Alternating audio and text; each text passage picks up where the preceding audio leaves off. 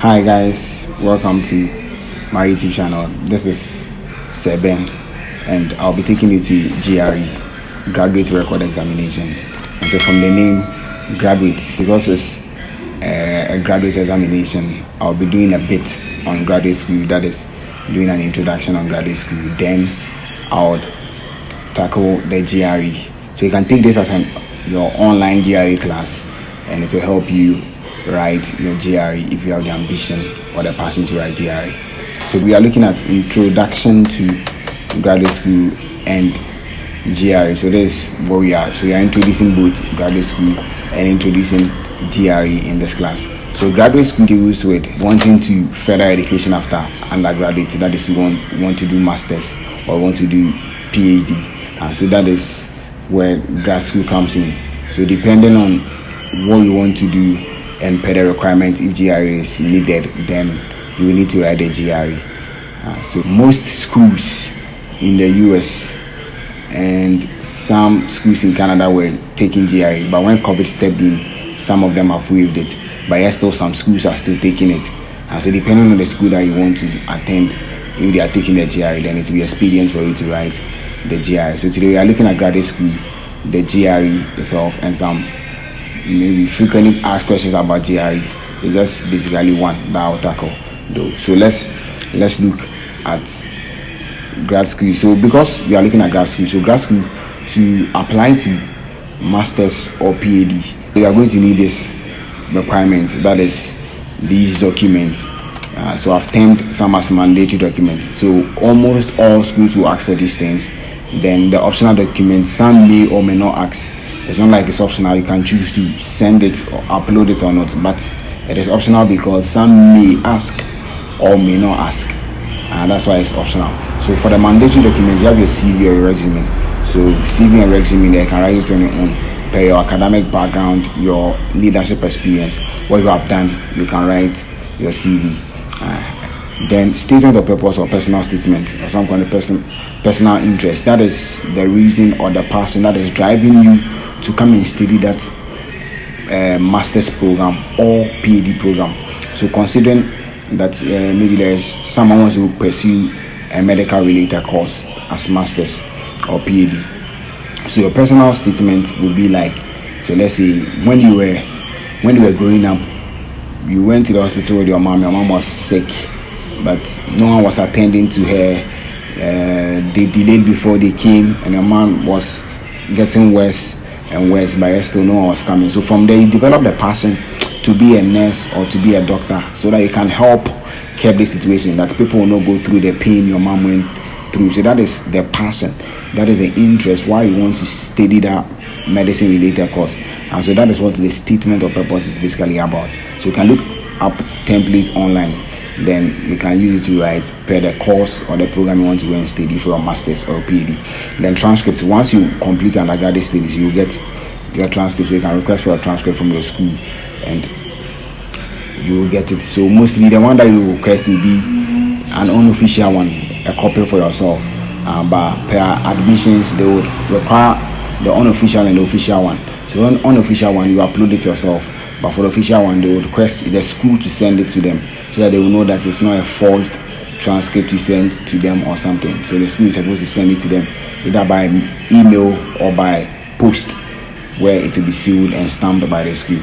And then reference letters or recommendation letters. So there's your lecturers, those who lectured you, recommending you or giving references about you, talking about your academic potentials. Because you have been under their tutelage, they can recommend you or talk about your scholarship abilities, your academic prowess, your research abilities, and all. So from that, so let me put this across. So for reference letters and recommendation letters, some have this notion that it is supposed to be TAs who may get it or may not get it. Once you have gone through undergraduate studies, you can get it. So for me, like this, when I was a student, I did not really like maybe being or building that rapport with the lecturers so that they will ask me questions in class. I didn't like it. But completing school, I knew that I should have built that rapport with them so that I can get recommendation letters or reference letters from them easily. So if you are in school and you are watching this video, I would advise you that build a rapport with your lecturers, so that when you call them later after completion that you want to do graduate studies, they will know the person they are recommended, so that the call will not be and say I'm this girl or that boy, I sat in front, I do this, and it will be a long conversation because they don't really know you, and they will not the recommendation will not be like someone they know. So know your lecturers, intentional, be intentional about it, build a rapport, so that when you call, they would rather ask you questions and even advise you and give you things that you can do. So recommendation, they need to upload it. So once you start your application process for admission into grad school, some schools will ask you to put the lecturer's email there. So when you put the lecturer's email there, then the lecturer would upload that letter that he has written about you, talking about your academic prowess, talking about your research potential, your leadership abilities, and all those things. We'll upload it there. So if he didn't know you, maybe he will not write in code, maybe something good about you. Though they will write things about you, but it will not be to the extent of someone they knew that much who was good in class. So that being said, to build yourself, make sure that you are academically learn and study. Don't say that you just pass and getting something, then you just get something and go. But when it is needed in that field, because you did well, they can use that to recommend you because you performed in their course that they taught you or something. So that is that. So the optional document, like I said, is some may take or may not take. It's not like you choose because it's optional, you choose to upload it or not. So some may take English proficiency. So depending on the country you are in, some schools may see your country as not proficient enough in English. So therefore you are not supposed to take English proficiency exams like the IELTS, TOEFL, PSINS, those tests depending on the school. But some schools may see your country as proficient enough, an English speaking country, therefore they would not want to require it from you. So that's why they may require it from you or may not require it. That's why it's optional document. Then the GRE or the GMAT, like I explained earlier, some have waived it because of the pandemic. Some schools have waived it. So if they are requiring it, then you need to write. And then passport. Once you would be traveling outside the country, you need a passport. So some may take it from the onset to know that actually you can travel. Then the degree certificate. The reason this is also, some may take or may not take. Some see, once you have your transcript for 4 years or about 8 semesters, of course, it means that definitely you have gone through undergraduate and you have the degree certificate. But some may also take the transcript and also take the degree certificate as well. That's why that is also optional there. So like we saw, let me just go back. Like frequently asked questions here. So some people ask this question about GRE, that so if I write the GRE, am I going to secure funds? Am I going to get funding for my graduate school? How sure are you that after writing a GRE I'll get funding? So GRE is not a requirement. It's not a requirement for funding, but it's a requirement for admission. Take note. It's not a requirement for funding, but it's a requirement for admission. However, let me tackle some source of funds. Let's look at this from here. I'll answer that question. So some source of funds. So to get funds for graduate studies is through these 5 things. So the first one, graduate research assistantship.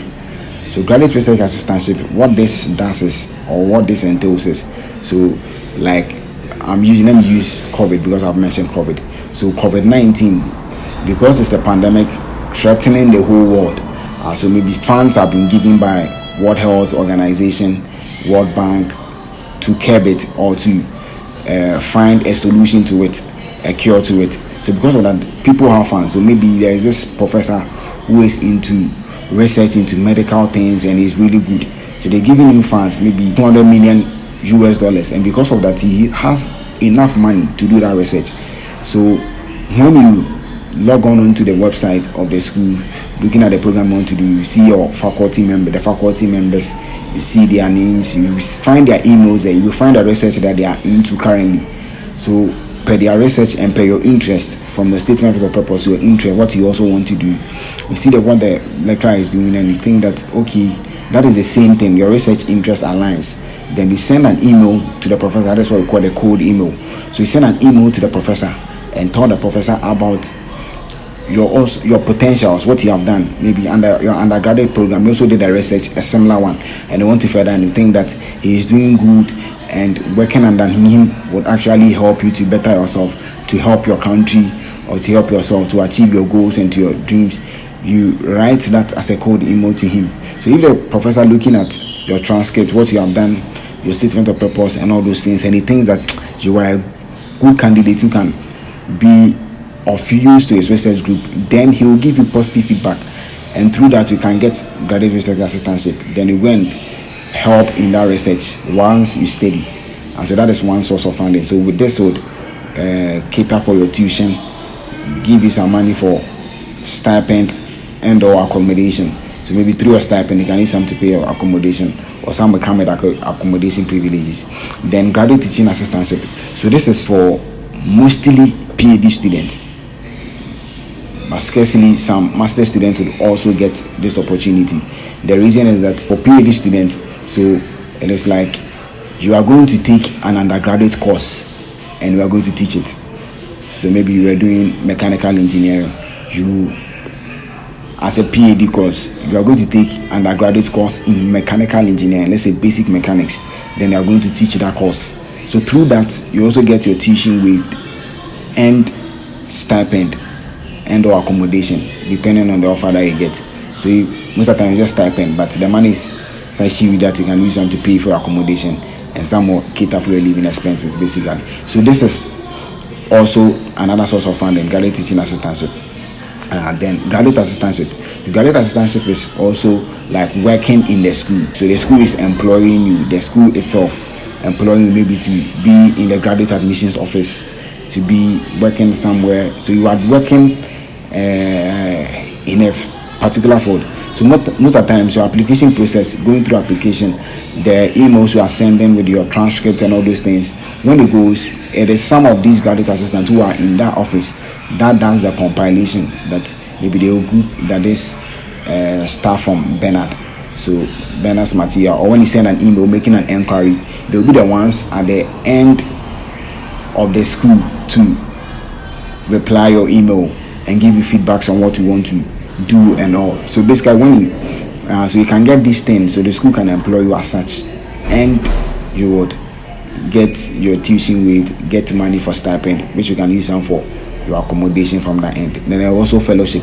So fellowship is maybe you are being a fellow for peace, a fellow for HIV/AIDS or something.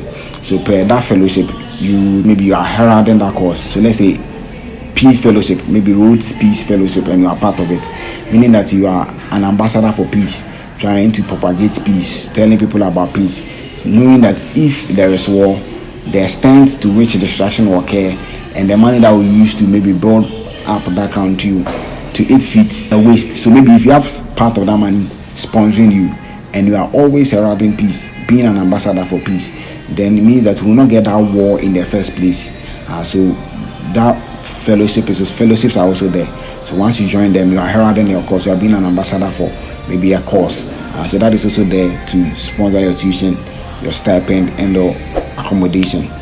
Then scholarship. The scholarship basically also, some are from the school. So let's say Dean's Excellent Student Scholarship, something scholarship, and some to the program itself they are applying to as scholarships that they give to those who are applying, those that after considering them they see their academic prowess and see that, oh, this person is a scholar, then they give this funding to them.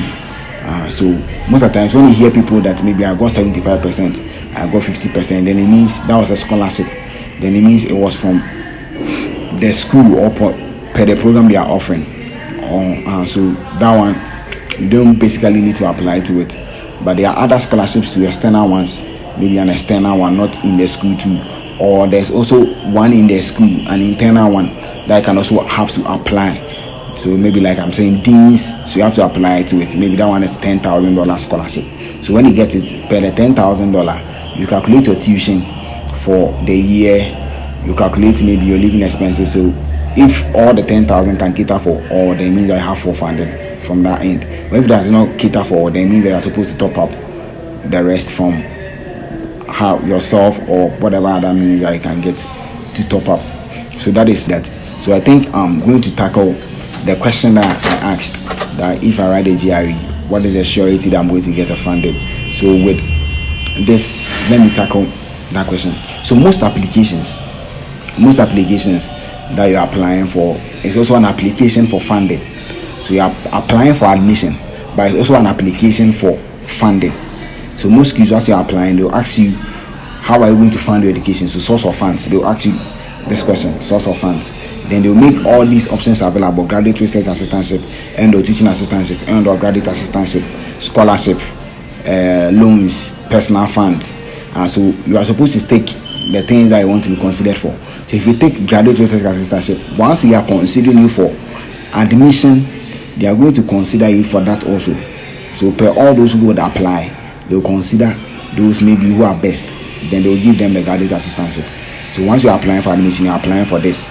So the GRE, graduate record examination, is not a direct application for funding, or it's not a direct source of getting funding, but it's an indirect source. So once you're applying for admission, in the admission you need, let's say, GRE. So once you need a GRE, it means that if you do well in the GRE, it is boosting you or giving you a high prospect of getting that funds for whichever program that you are applying to. So if you are considering maybe 10 people for graduate research assistantship, everyone is on the same scale in transcript, in GPA, in statement of purpose, everyone is on the same scale. Then right now we are considering the GRE.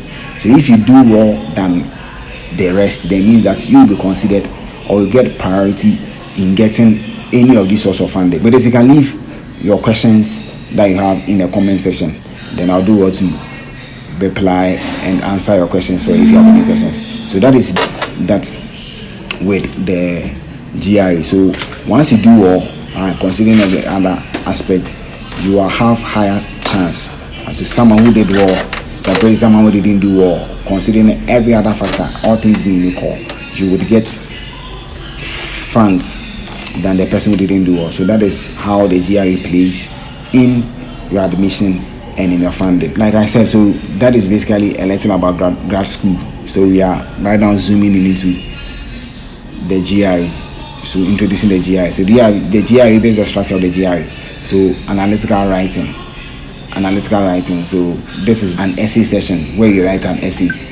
So in this, the time allocation for the essay, we write 2 essays. So one is the issue essay or the issue task, then the argument essay or the argument task. So that one, you have 1 hour to write the analytical writing. So 30 minutes per essay. So 30 minutes for issue essay, 30 minutes for argument essay. So you have 30 minutes each. So within the time, you write what you want to write per that essay, then you are good to go. So for the marks, all these essays are marked out of 6, 0 to 6. That is for the analytical writing, 0 to 6. All these 2 essays, but individually they will mark it 0 to 6. So you have 2 people marking each essay. So for issue essay, 2 people are going to mark. They are the liberty of giving you a plus or minus 1. But if the difference is more than 1, then a third person will mark. So they are the liberty of giving you a plus or minus 1. Then with that, they will scale it down together with the argument. They say that 1 to 2 people are marking, liberty of giving you plus or minus 1. Then they will scale all your analytical writing will be from 0 to 6, that range, 0 to 6. So it will be either you get a 4, you get a 5, you get a 6, you get a 3, you get a 2, you get a 1 for your mark. And the graders for all, they are also like people who are doing graduate studies who are marking on part-time basis. So they are experienced people, they'll be marking over time, so they know how to mark the essay, things that are needed, maybe organization, this, that. So they are marking the essay. So they are skilled in that to mark. So the people who marks, people like us who are doing their masters or PhD, but they do it on contract basis. ETS, organization in charge of GRE, that is Education Testing Service. So they are ones in charge. So maybe they hire these people on contract basis to come and mark for them. And so once they mark, then they get paid. So they get paid per paper. They get paid per script. So that is that. Then for verbal reasoning is English. If you have done any English before. That is also that. So it's like doing feelings, filling the blanks, like words and meaning in quotes, doing comprehension and all. So this one you are going to do 2 sessions of this, and per each session you have 30 minutes to do each session, and each session has 20 questions. So you are going to do 40 questions in all for the verbal reasoning. You are going to do 40 questions in all for 1 hour, 30 minutes per session, 20 questions per session. So you are going to do that within the 1 hour. Then the mark also is from 130 to 170. So if you get 0 is 130. When you get 40 over 40, so let's say that is also 170. But it will not be, it's not direct like that, getting one to one. It should have been 1-to-1, but there's something they call section adaptive. That is, if per the level of difficulty, it would, if you get, let's say, 30 out of 40, you may either get, let's say, 157 instead of maybe getting a 160 because of section adaptive, how difficult the level is. But it will be around that mark that you're supposed to get. It should not go up or down. You can also get more than a 160 depending on that. So that is basically, but to be around. So let's say it's 1-to-1. The mark is 1-to-1. 1 question, 1 mark. 1 question, 1 mark. 1 question, 1 mark. So likewise for quantitative reasoning. Quantitative reasoning is also math questions. So like normal math questions, algebra, arithmetic. It is not questions that require you to prove or solve certain things. Doing calculus, no, it's not calculus questions. It's not trigonometry questions. It's just things that you can just use your normal calculations, not advanced, but things that you can do, but put in a more difficult way. Maybe let me put it that way. So the normal things that you know, but maybe put in a more difficult way, but not the advanced ones like calculus and trigonometry and all those people. So that is that. So like I said, analytical writing is about issue, essay, or issue task. So the issue essay is like a debate question where you are supposed to choose a stand. So they give you a question, then you are supposed to choose a stand. Maybe you want to go for the motion or against the motion. So per the stand that you are going to choose, they give you a prompt that this. Then per that stand, you choose that, okay, I think it is this way. So let me give you an example that we'll be looking at later when we are tackling the issue essay. Like they say, true beauty lies in the exceptional, not in the commonplace. True beauty lies in the exceptional, not in the commonplace. So with this, you are supposed to choose a side, whether you are thinking that it lies in the exceptional or you are thinking it lies in the commonplace. So depending on where you think it lies, then you write on it. So you write on that, then it will go through that process. They will mark it out of 6 for you and all. So that is how the issue is. So you are supposed to take a side and you write on that.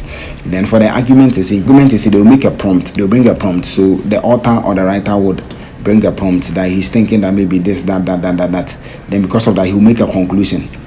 But in the conclusion, he will make an assumption which he will not state. But for the conclusion to make sense from what he has said, then it means that he made that assumption. He assumed that this thing is supposed to work. So you are supposed to find those assumptions, then tell him that, once he didn't state these assumptions, then he cannot make this conclusion. That is how the argument essay is like. So let me give you an example which we'll also look at when we are tackling it into detail, the argument essay. So this is the example. My car broke down yesterday and I need a car to go to work. Therefore, I should buy a new car. My car broke down yesterday. I need a car to go to work. Therefore, I should buy a new car. I don't know which questions are coming to your mind, but like what you are thinking, that is it. You are on the right track. So like, of course, your car broke down. Okay, you need a car to go to work. Okay, so therefore, I'm going to buy a new car. Really? So like the questions that are coming, of course, then go. Why not fix the car? Go and fix the car. You can fix the car, or you can use public transport. You can hire a car or something. You can purchase a friend or something. So all these things. So he has made an assumption that the car, there is no other way to get a car. Like you cannot repair the car, you cannot purchase a friend, you cannot take public transport or whatever be. Therefore, I should buy a new car. So you write maybe your first point, you can go and repair the car. So once you didn't state that you cannot repair the car, you cannot make this conclusion that therefore you are going to buy a car. So this is how the analytical writing is. Then for verbal reasoning. So verbal reasoning also has 4 parts. That is test completion, sentence equivalence, reading comprehension, and critical reasoning. So test completion, so they give you a test with a blank and you're supposed to fill in the blank with 1 blank, 2 blanks, and 3 blanks. So with the 2 blanks and 3 blanks, credit is given only when you fill all the blanks correctly. So for 3 blanks, if you get 2 correct, 1 wrong, the whole question is wrong. And so for this, we are going to see 6 questions on test completion. 2 for 1 blank, 2 for 2 blanks, 2 for 3 blanks. The word that best fits. So you just find that word to fit the meaning of the sentence for you. Then you are good to go. Then sentence equivalence. So per the sentence, there are 2 words there in the question that would explain what the sentence is about. So that's why they are saying sentence equivalence. So you find those 2 words and you choose them as your answers for sentence equivalence. So this one, so you are going to see about 20% of the whole verbal reasoning. So I think it's about 4 questions. You see 4 questions per session. So you see 8 in all. So upon all the 40 questions, you are going to see 8 questions of the sentence equivalence. Then the reading comprehension. So they give you a comprehension, then they ask you questions. Sometimes the comprehensions are a number of sentences, about 20 sentences, 25 sentences. So you read all, then they'll ask you about maybe 4 questions depending on that comprehension. Depending on the length of the comprehension, they'll ask you questions on that. So maybe what is the main idea of the passage? What is this? At this point, what was the author saying? Or they'll give you a word in the comprehension and ask you what it means. So you choose a word that best fits it. Then critical reasoning, a question that will cause you to reason. So what if true undermines or strengthens the conclusion of the statement that they have given. So they give you a sentence, then they give you that, okay, so if you say this, does it weaken it or it will strengthen it? Or what is the main idea of passage they will give you? So you critically reason there to see what will be true or not true. So that is all about verbal reasoning. Then our introduction, the last thing you're looking at is the quantitative reasoning, which is also the last part. So this one, like I said, is not advanced math like like calculus, trigonometry, all those things, but it's just advanced one, arithmetic, algebra, 2x plus this, those things, but maybe they'll put it in a more difficult way. So those topics, various topics, but there are variations of answers which I'm explaining. So you have quantitative comparison, that is, you compare 2 answer choices, so quantity A and quantity B. So after solving for, let's say, quantity A, then per quantity they've given you for quantity B, you compare the 2. So if you compare the 2 and quantity A is greater, then you choose an answer quantity A is greater. If quantity B is greater, you choose an answer quantity B is greater. Then if there are 2 quantities are equal, you choose the 2 quantities are equal. But there's a last answer, which is the relationship cannot be determined from the above expression given or something. So in that case, that works like, so per the same what you have solved for, in one situation quantity A is greater, but in another situation quantity B is also greater, or maybe in another situation they are equal to. So with this, it means that the relation cannot be determined, because one case A is greater, one case B is greater. In another case, because of that, you choose the third, the last one, the D, which is the relation cannot be determined. So that is on quantitative comparison. Then you have numeric entry. Numeric entry, they will give you a blank box. After solving for your answer, then you write the answer you get in that box.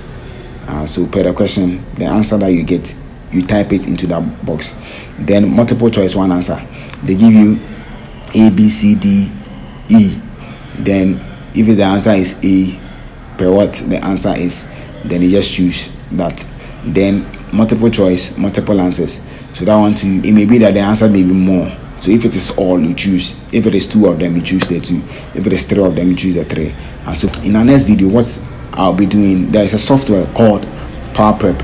So I'll be taking you through that software in our next video. Then you see all these things about the introduction that I've talked about. Then I'll be taking you through. Then I'll share the link to that software in the description of that video. Then you can download the software and practice and get hands-on experience from there. So this is for today, the introduction to graduate school and basically introduction to GRE. So I hope that this video will help you in your GRE endeavor. Let me end with this. Most people, they want to write a GRE, enter into graduate school, but they start learning GRE and they stop. It happens, they do, because of the cost involved. So the cost for GRE is $205. So ETS, like I said, Education Testing Service, they are the ones in charge. You can log on to www.ets.org then you can register from there and you can make payment. So you can decide per the center you want to write. So maybe per where you are, the country you are in, the center you want to write, you can choose that center. And if the center has date in December, you can choose that time. So even if the dollar rises or it falls, you have paid already to that time. And so because of that, because of the money involved, people want to write, but they think that the notion that it is difficult. So because of that, they start preparation, but the zeal falls off. So one way to quicken your zeal is to get a $205, pay it, and choose your dating when you want to be ready, whether you are ready or not. Because you have this zeal, because you have paid this money, the money would quicken you to write. You have the zeal by force, because $205, depending on the country, for me in my country is a lot of money. It's a lot of money. It is a lot of money. But for someone, maybe $205 is not anything. If you are like that, maybe you have the zeal, but it falls, it drops along the way. Just gather money or something and pay. Once you pay, you have that zeal. Wherever it is, you have the zeal to write. So may God help us in our endeavors to write the GRE, and may that dream that we want to achieve be fulfilled. Amen. See you in the next video.